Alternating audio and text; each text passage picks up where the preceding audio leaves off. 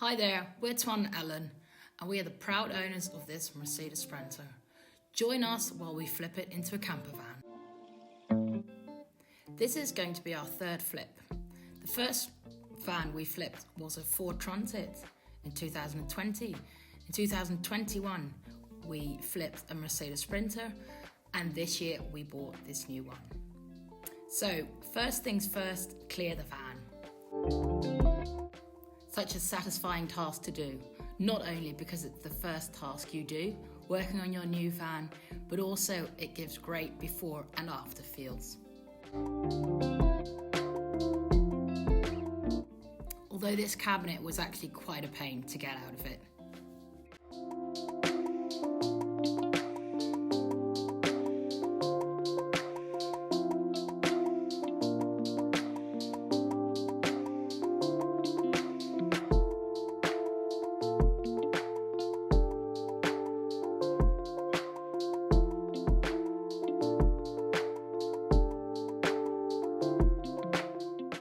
Now that the side panels have been removed, it's time to get rid of the septum and the flooring.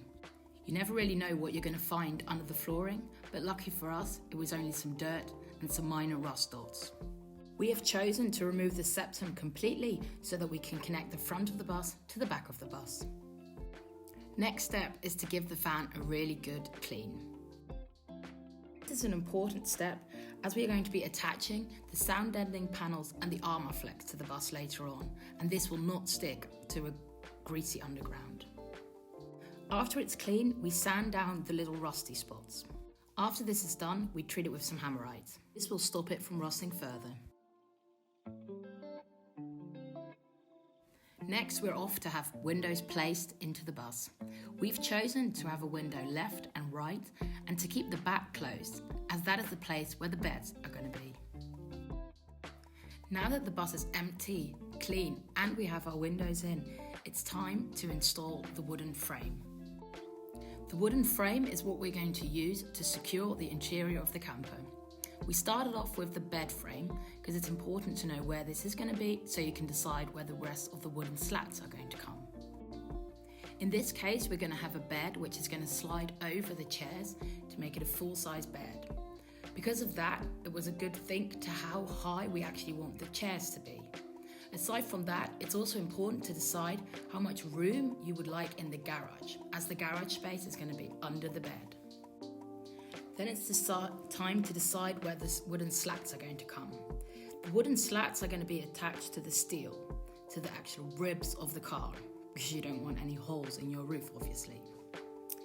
During our previous camper flip, we started off with the armour flex, which is the insulation material, and after that we attached the wooden slats to it. But we ended up having to remove the armour flex between the slats and the steel because we didn't feel it was sturdy enough. So don't make that mistake, because believe me, it's quite a pain to remove armour flex. For the base, we have chosen 44mm by 18mm wooden slats. We chose this so that we would not lose too much room in the camper, but that there is enough room to make it sturdy enough to attach the other parts to it. When building a camper, it's very important to realise that every centimetre is one, but most importantly, you want everything well secured. We chose for wider slats to prevent it from splitting.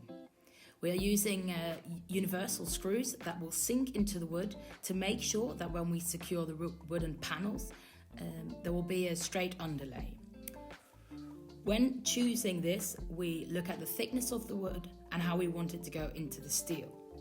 To prevent splitting and make sure there's a good attachment to the steel, we pre-drill the wood and the steel.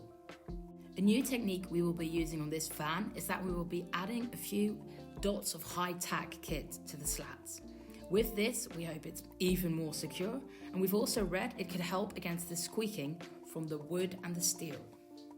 It's important to know the layout of your van before you start on the wooden frame, as this is the base for where the wooden frame will come. Next, it's time to install the sound deadening panels.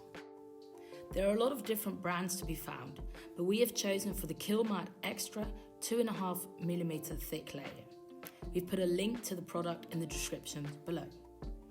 We have a L2H2 and have chosen to add 2.4 square meters of this product. Even though our fan was already equipped with sound deadening panels in the doors, we do recommend to add some panels there as well, as these are the noisy spots. We are securing the panels against the walls and the roof. As said before, it is very important that the underlay is clean to which you stick it, otherwise it will not stick. After securing the panels to the wall, which is quite simple because of the sticky side, it's time to roll on the product. You roll this on until the embossing on the foil is completely smoothed out. This is one of my least favourite tasks, but it is very important as it does make a really big difference on the noise in the camper. We used an improvised roller, which did work, but was not very comfortable, and we would recommend the special rollers. Again, we put a link to the product in the description below.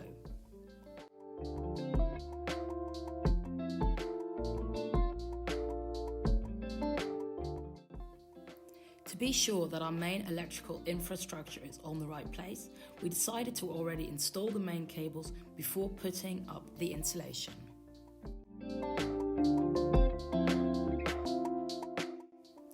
As we are doing this before putting up the insulation, it makes it easy to find the pre-cut holes to put the cables through.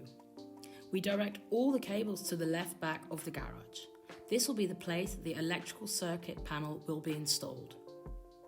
In this stage, we have put up the wires for our 230-volt dimmable LED lights, the wires for our 12-volt fan, which we will also be using for the reading lights, and the phone chargers next to the bed. We have also put some empty tubing to hold the cables for our solar panels, which we'll be installing in a later stage. All the other cables can be installed after our kitchen, bed, and chairs are installed. For the floor, we use 3 different types of insulation. The first layer is a 7mm thick wood fibre floor, which we have cut up into wide strips to fill up the lower ribs of the floor to make the floor level and also absorb the sound in these cavities. For the second layer, we use a 10mm wood fibre flooring. We have chosen this one for the optimal acoustic insulation. Last, we use the 3mm polystyrene layer for the acoustic insulation and also to reflect heat back into the fan for optimal comfort. We then place the concrete plywood back in the van. That was it for this week. Join us again next week for a new update.